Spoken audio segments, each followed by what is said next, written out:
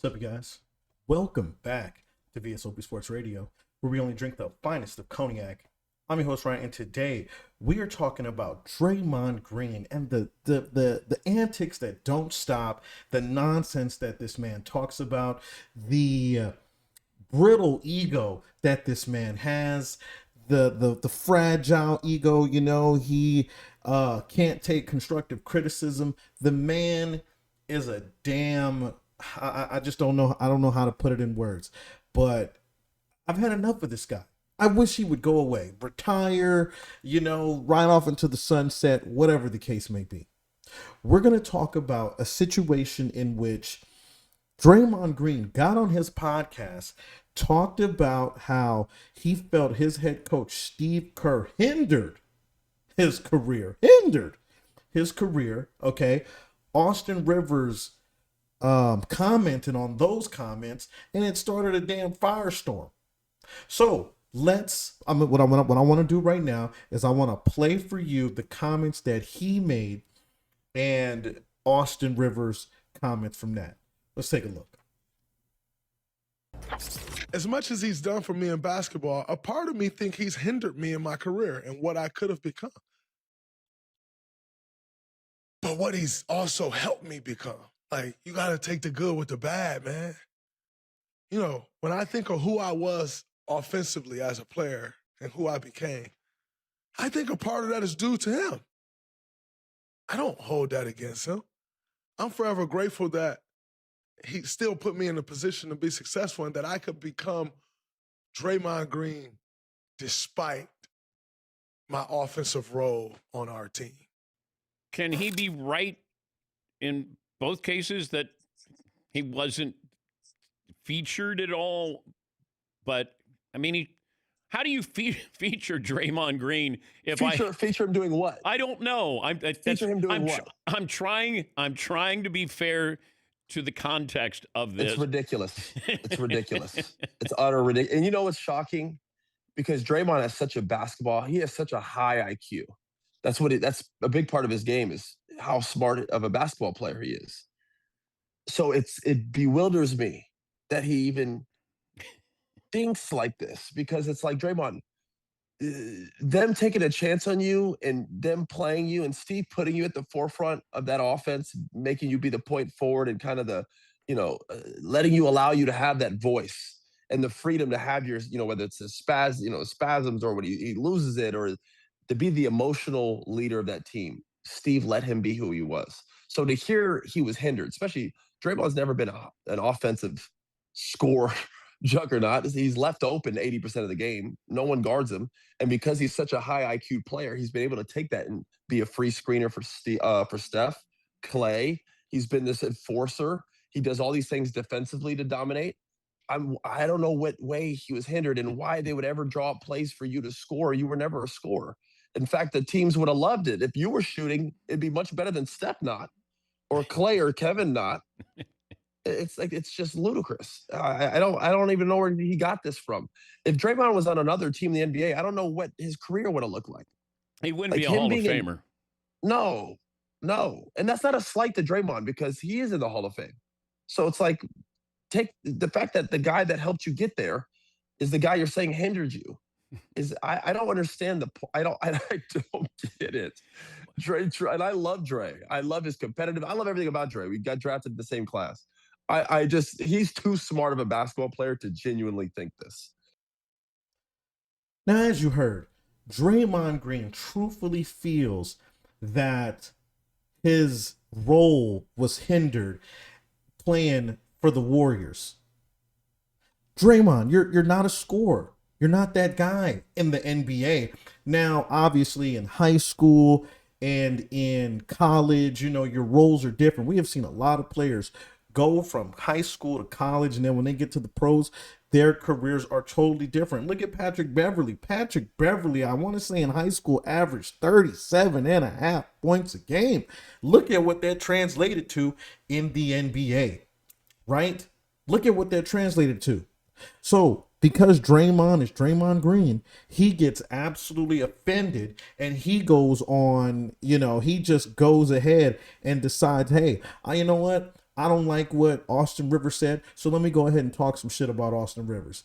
And then after hearing that, Austin Rivers had one of the clapbacks of the season. You guys take a look. You know, I don't like to get in these back and forths because, quite honestly, you know, the guys that you usually get into the back and forths with, they become back and forths because there's like a weight that's like one of them like severely tips something this way and the other is just like kind of so far down that it kind of pulls you back a little bit. And so, you know, speaking of Austin Rivers, you know, I saw he said he's bewildered and it's ridiculous of what I said. And I just find it interesting that a guy who was the 10th pick in my draft, I was 35, who's on his second act, I'm still on act 1, would say such things. You know, he goes, Draymond, it's never been a scorer. Well, Austin, you and I averaged the same amount of points in high school when you were a scorer. I don't know what would qualify Austin Rivers to speak about scoring when in high school, me and you averaged the same amount of points. And I say high school because that's when you were at your best. Come on, Draymond. This is ridiculous. Seriously. Ridiculous. But you know what? I'm going to address it because you crossed the line and you were mad disrespectful for whatever reason. You've been around too long. We both were drafted in the same class. The fact that you don't have the wherewithal to do your due diligence and actually understand I was being highly complimentary of you on the Dan Patrick Show. But it's you, and I shouldn't be surprised. You always act irrationally, emotionally immature, and your anger always puts you in hot water. So here I am having to address a video of you belittling my career. First off, Draymond, we weren't the same players in high school. I don't care about our numbers being similar. I did it at the national level, the top level. Hence why I got the Naismith Award, and I got pretty much every award you can think of in high school. I was ranked number 1. You were ranked, I don't know. So cut it out. Next. College, you actually were a really good college basketball player, but it's hard to compare because I was only there for 6 months. Something you could never do.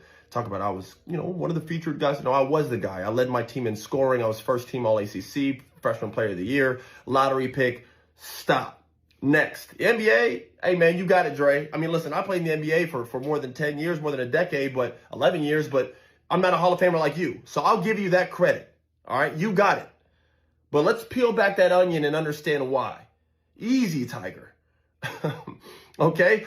You have the delusion, the non-wherewithal, the irony of you saying I'm part of the biggest bailout in NBA history. Draymond, you were the luckiest basketball player I think I've ever seen, especially in modern day history.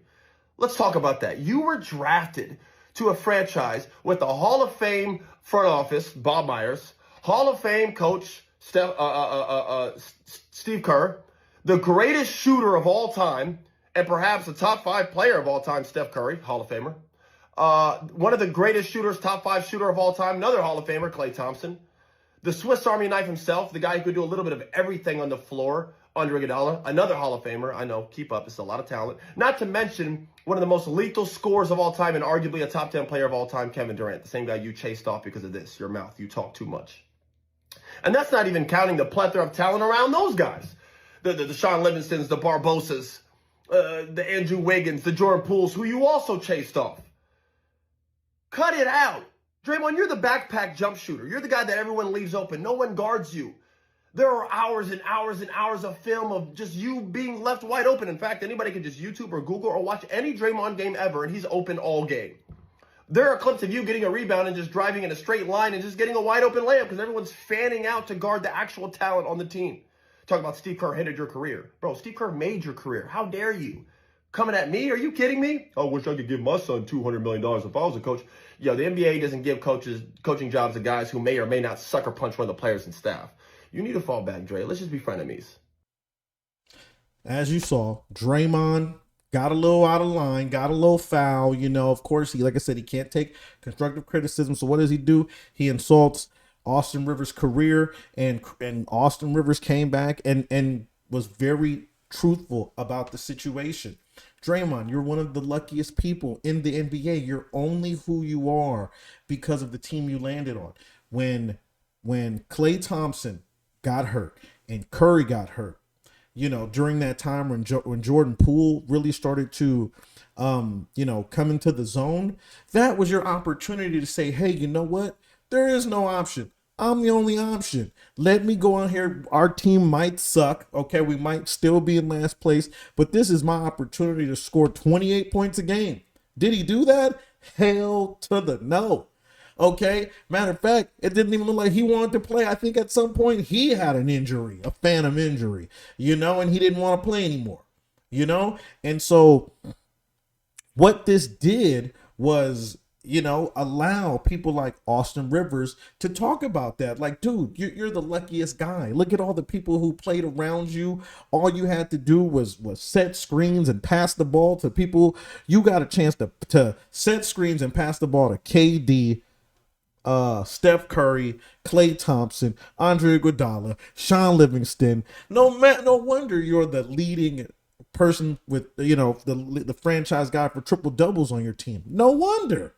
I mean, you can pass the ball to anybody and they're gonna make the damn shot. Okay.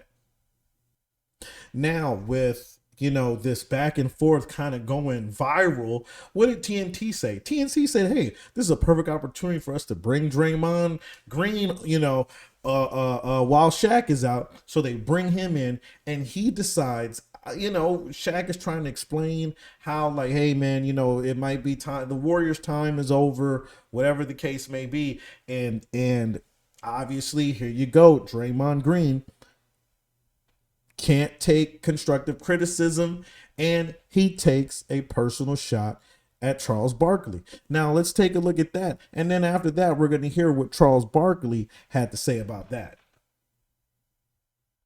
I think the goal is just to not look like you in the Houston Rockets uniform. Yeah. Is ultimately the goal for us. Like, we don't want to. What does that look like? Did you see it? I'm just asking.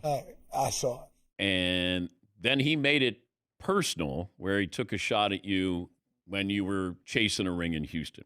How did it go when you go to commercial break after something like that, or the rest of the night? How's it go?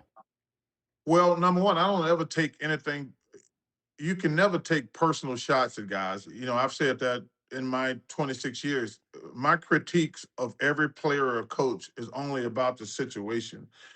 He took a shot at me, but I don't get offended because other guys, I've said things about guys, and they took personal shots at me. That my issue with Draymond, if he wants to do this, be in TV, is get a sense of humor. He takes everything personally. You were just saying, look, it's over with the Warriors. And now he can't say it, but you were just saying it's over. And then he made it personal with you instead of having. Well, he made it personal. Listen, man, I mean, if Golden State was relevant, he wouldn't be in the studio with me. As you see, like Charles Barkley said, hey man, if you guys were relevant, you wouldn't be in studio right now. And Charles went on to talk about the fact that the Warriors have been in the play-in for like the last 4 years, and it's just one of those situations where it's like when a team's time has come, it's come. You know what I mean? Like it's time to turn the page. Every single season, there's some nonsense, some wacky nonsense going on with Draymond Green, and it's kind of like what Austin Rivers talked about. Draymond Green's attitude is what constantly gets him to hot water with teammates, with the media, with the referees, and even with fans. When they were talking about, Draymond Green might get traded at the deadline, he's talking crap to the fans, talking about, you guys were a loser before I got here. And I'm sitting there like, how the hell does Draymond feel like he can say those things? And again, he is a product of the environment. He is somebody who was so blessed to end up on this team where what he was really good at was enough to allow him to remain on this team and get championships, But outside of that, there have been times where we've seen Steph Curry crying over here because this man just keeps on losing his cool. And lastly, Austin Rivers had more to say about the situation. He went on to the Baja podcast, in which he further elaborated about what he was talking about and talked more about the whole situation with Charles Barkley. You guys take a listen. I didn't get in the league because of my dad, and I didn't stay in the league because of my dad. Now, do I get to be a part of a team and an opportunity with a staff that believed in me and a coach that I knew I could play freely for? Absolutely, man. That's why I came back. That's why when Portland offered me $40 million, that's why when Phil Jackson was trying to explain the goddamn triangle offense in my living room, I didn't go to New York. I went back to LA to get that bag so I could go play for my pops and I could play freely and be myself, which I actually ended up doing pretty fucking solid as a role player under Chris Paul, Jamal Crawford. That's what my role was. That's all I ever was in the NBA, was a role player. I was never a star. So this whole thing where I'm comparing myself to Draymond and this, Draymond's a Hall of Famer. And no matter what anybody on this podcast and no matter what I say or what anybody says, it's not going to change. He's a first ballot and he deserves that because he put in the work as his role. See, there's a difference. And this is the last thing I'll say. There's a difference between being a star and being a star in your role. Draymond was a star in his role, one of the best at it. He talks too loose and he talks with conceit in his voice when he tries to come at other players as if he's better than them. No, no, no. You've achieved more because you were a star in your role in a cast that Steve, the guy that hindered your career, placed you in and helped you and embraced you with a bunch of guys on a very talented team, one of the greatest teams ever assembled, that Warriors team. And that's why he's in the Hall of Fame and he deserves to be it. But when you start talking and how he did with Charles, or he starts talking about me, belittling my stuff, or other players, whoa, Dre. He talk about, oh, you need to play Nas one-on-one. But motherfucker, why don't you play me one-on-one, Draymond? Because you can't do no handoffs in one-on-one. You can't set no pick and roll in one-on-one. So That's a all fact. that extra talk is BS, and that's all my response was to, was calling me the biggest bailout. Yo, bro, have some wherewithal. Get outside yourself. Have some humility. You know what happened, Dre. You know what was good to you. Now, that's it. As you guys can see, man, it's getting to the point where people are kind of done with Charles Barkley's nonsense. I'm sorry, not Charles Barkley. They're at the point where they're done with Draymond Green's nonsense. You know, it's like your attitude, who you think you are, you know, versus who you actually are. They don't match up. They don't correlate, you know. And so Draymond Green needs a real serious piece of humble pie, because the guy thinks that he's Michael Jordan, and he's not, and it's got to stop, you know. So I'm curious to know you guys' thoughts. What do you guys think about just everything that's been happening with Draymond Green? Do you think he just needs to just shut up? You know, do you guys see what I see, or do you guys think he's smoking on that ooh wee? I'm curious to know you guys' thoughts, and I'll catch you guys next time here at V.S.O.P Sports Radio. Peace.